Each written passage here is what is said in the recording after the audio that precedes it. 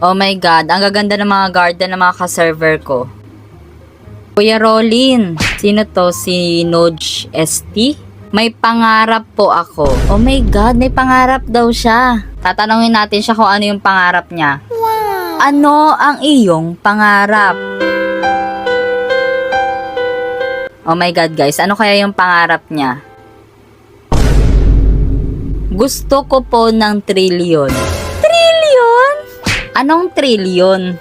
Ah, fruit na trillion. Gusto mo ba talaga nun? Yes po, Kuya Rolin. At dahil marami tayong trillion na fruits, beblessingan natin siya. Hawak ko na ang kanyang pangarap.